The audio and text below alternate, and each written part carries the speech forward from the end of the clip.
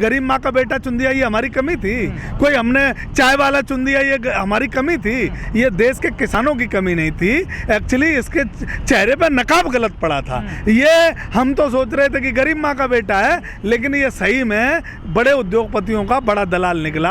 हमें सबकी ज़मीन बेच दी, रेलवे बेच दिया, एयरपोर्ट बेच दिया, ऑर्डिनेंस बेच दी, सारी कंपनियां देश की जितनी धरोहर है वो सब बिक गई या फिर बिकने वाली हैं। यहाँ तक कि हमारा शिक्षा संस्थान है वो भी सब नीलामी के लिए तैयार खड़े हैं। यहाँ तक कि कुछ भी बचने वाला नहीं है। अब आप आने वाले समय में देख लेना, ये अभी इन्हें 2-3 साल हैं, 3-4 साल, इसमें ये क्या क्या बेच के जाएंगे। और ये किसान अगर मजबूती से नहीं बैठा होता तो अब तक तो इन्होंने सेना और पुलिस भी बेच दी होती।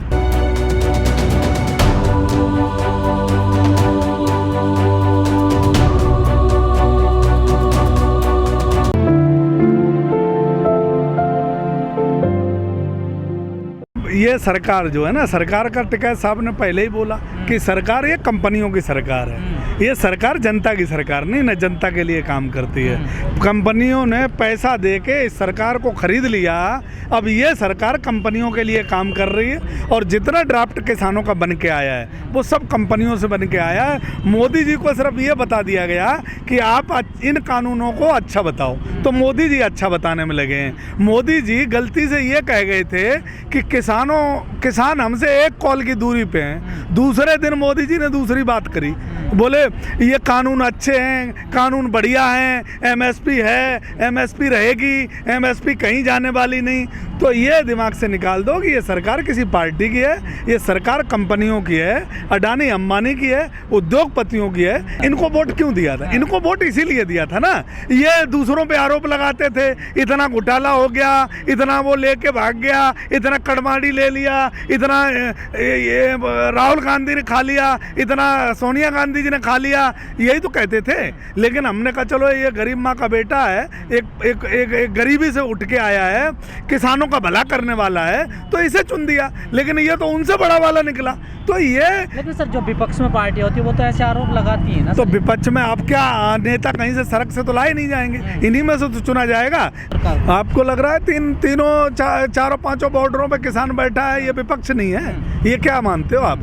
अगर हमारे साथ जो बैठे विपक्ष, लोकतंत्र संविधान इसे विपक्ष नहीं मानता ना, विपक्ष उसे मानता ना जो संसद में जाएगा चुनकर। लोकतंत्र में सभी विपक्ष हैं। जो हमारी संविधान है, आपको भी आवाज उठाने का अधिकार है। अगर हम सत्ता में चुने हुए विपक्षी पार्टियां अगर ठीक से आवाज नहीं उठा पा रही तो ये जनता का भी अधिकार बनता है। तो मैं कह रहा हूँ पार्टियां आपने छोड़ी कहाँ है सर? किसी के 10 सांसद, किसी के 5, तो किसी के... ये हुआ ना भाई, ये गलती हमारी हुई ना। मैं तो ये पहले दिन से मान रहा हूँ कि हमें गरीब माँ का बेटा चुनना था, हमें गरीब आदमी चाय वाला चुनना था। देश किस्मत बदलने वाला था, देश की हमारी डबल आय करने वाला था, 2 करोड़ रोजगार देने वाला था, स्टार्टअप इंडिया लाने वाला था, पूरे देश को जो है ना टेक्निकल देश बनाने वाला था। सब कुछ तो हमें हवा में स्मार्ट सिटी मिल रही थी, क्या दिक्कत थी? हमें 15 लाख रुपए भी मिल रहे थे हमें, तो हम लोग फंस गए ना। ये बात तो हम पहले दिन से मान रहे हैं ना, और हम सभी किसान मान रहे हैं। फंस गए, मेरे साथ धोखा हुआ, अन्याय हुआ, हमारे साथ 15 लाख के धोखा हुआ, 2 करोड़ पे धोखा हुआ, 2022 तक मकान का धोखा हुआ, कर्जा माफी के नाम पे धोखा हुआ। अभी हमारे साथ स्वास्थ्य विभाग, जो स्वास्थ्य लचर पचर व्यवस्था इनकी हुई है, स्वास्थ्य बिल्कुल खत्म हो गए। स्वास्थ्य सेवा जितनी थी, यहाँ तक कि उत्तर प्रदेश में तो इनके जो गाय और बिजार घूमते मिले स्वास्थ्य संस्थानों में, तो इन्होंने सब कुछ खत्म कर दिया, बचा कुछ नहीं है। अगर सही टाइम से किसान अगर न बैठ जाता तो हो सकता है हमारी जमीनें और हमारे शिक्षक संस्थान जो हैं वो भी खत्म हो जाते। सर आप तो आज अपनी गलती मान रहे हैं, लेकिन 2019 में मायावती ने कहा कि हमें देश को मजबूत सरकार नहीं मजबूर सरकार देनी चाहिए। हाँ, तब तो आप लोगों ने मजाक बनाया। मजाक हमने किसी का नहीं बनाया। उन्होंने जो कहा अपने तजर्बे के हिसाब से अच्छा करा, बहुत बढ़िया कहा, लेकिन उनको ये समझाना भी चाहिए था कि मजबूर सरकार कैसे होगी जनता को, सीधी भाषा में। मोदी जी ने सीधी भाषा में समझाया कि हम तुम्हें 15 लाख दे देंगे, 2 करोड़ रोजगार दे देंगे। हमारे समझ में आई, हम कोई पॉलिटिकल आदमी तो थे नहीं, पूरे सब किसानों की बात कर रहे हैं हम, तो उन्हें सीधी भाषा में समझाना चाहिए था कि इन्हें इतनी सीटें मत दो, कुछ हमें भी दो, जिससे कि हम अपने आप को मजबूत बनाएं।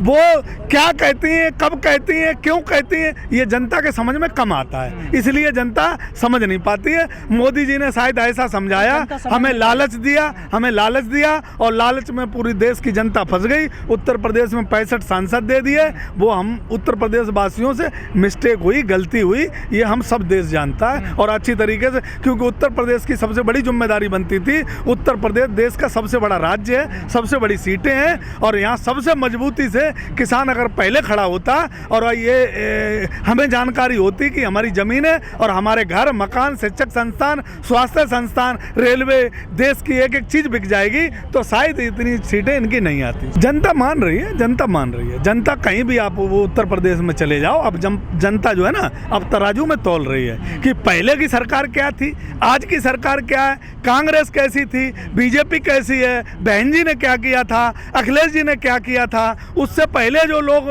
मतलब देश की बड़ी वाली सरकार और छोटी वाली सरकार दोनों की तुलना जनता कर रही है और जनता मुझे लगता है कि सही समय पर सही डिसीजन लेगी, क्योंकि जनता ने अब हर चीज़ देख ली, इनको भी देख लिया, ये पूरे के पूरे दलाल निकले, लेकिन होंगे दूसरे वाले भी, लेकिन उन्होंने जनता का ध्यान रखा, ये बात सही है। मीनाक्षी लेखी का एक बयान आया कि ये किसान नहीं मवाली है। देखो, मीनाक्षी लेखी जी का जो बयान आया है, ये कोई नया बयान नहीं है, वो पहले से हमें आतंकवादी बता रहे हैं, पहले से हमें अफगानिस्तानी और पाकिस्तानी बता रहे हैं। हमारे कपड़े देख के जो देश का प्रधानमंत्री हमारे कपड़ों से हमें पहचानता है, हम पे आरोप लगाता है, क्या कपड़े से हमारा प्रधानमंत्री हमें पहचानेगा? हमारे देश के कौन सा पहनाव है?